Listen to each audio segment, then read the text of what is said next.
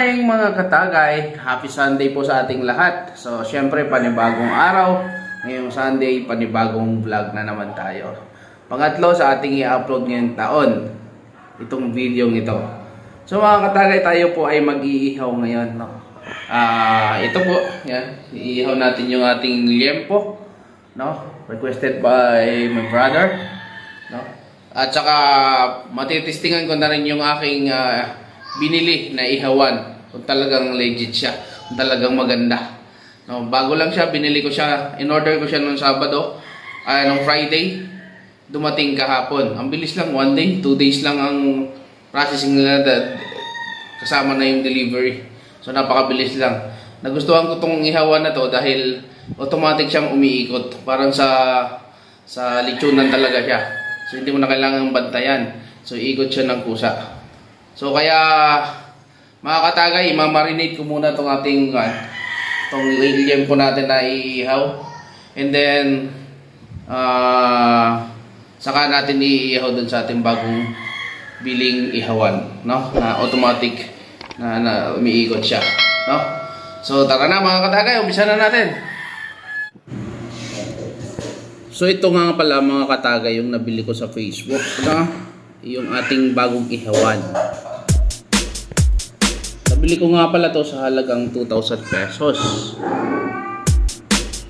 At talaga namang nagustuhan ko tong ihawan na to kasi feeling ko nagninegosyo ako ng lechon. So kapag sinaksak mo nga pala to sa kuryente, is kusang iikot yung itong ihawan na to. Kaya talagang hindi ako nagsisi sa aking binili na bagong ihawan. Saka kaya ako siya binili dahil hindi na ako yuyuko, hindi na ako uupo, kundi nakatayo ako habang nag-iihaw.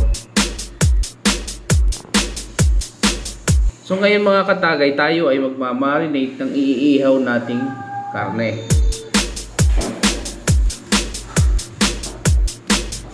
Kakamada ko lang pala siya dito sa malaking bowl natin.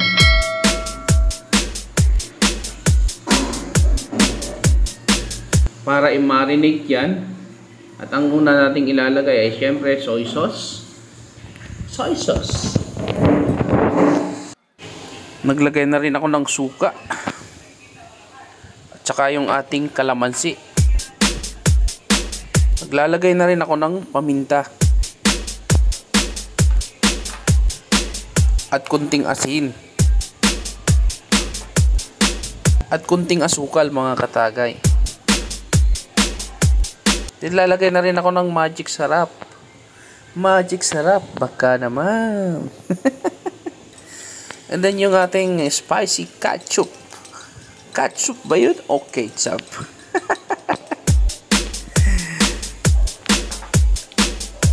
And then natin lang yung halu-haluin mga katagay para manuot sa ating karne yung ating pinang-marinate sa kanya.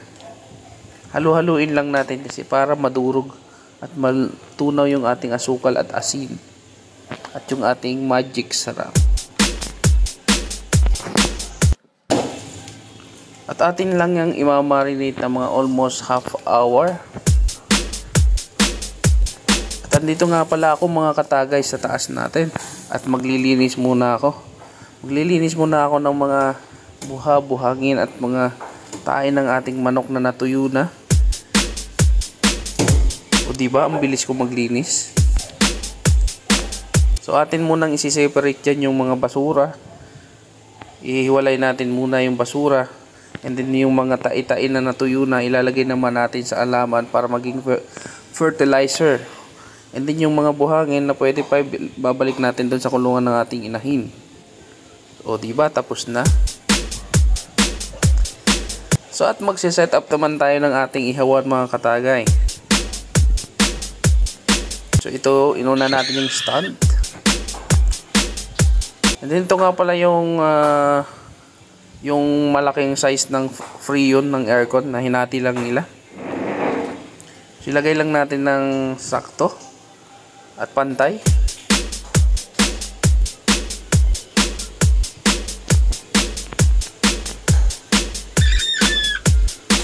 At ito nga pala yung pinakang may nakang stand para doon sa ating ihawan yung nakahanging. Ito yung pinakang dynamo niya para umikot yung ilalagay natin dyan, na para talagang nasa ihawan tayo, yung sa lechonan talaga na automatic na umiikot yung karne. So ito nga pala yung ating bakal. Yan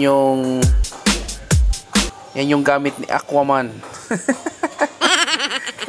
So ayan, ilalagay lang natin doon.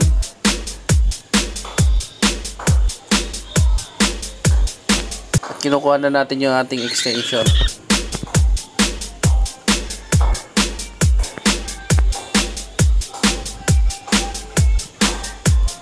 Ilalapit lang natin yung extension natin sa ating ihawan, mga katagay.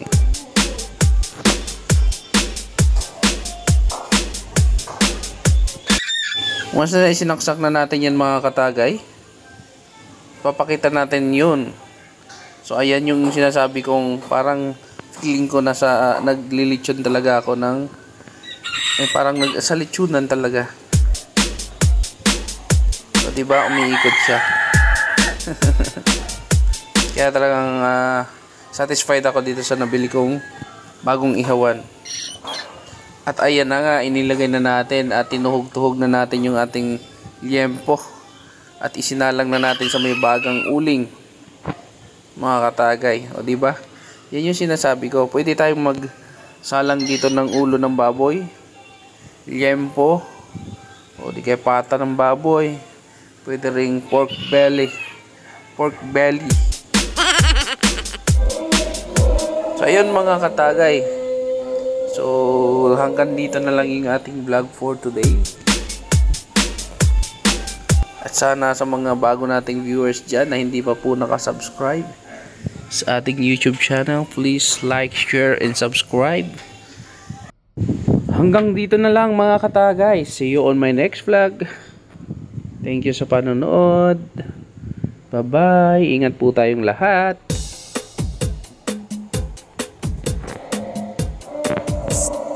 Miss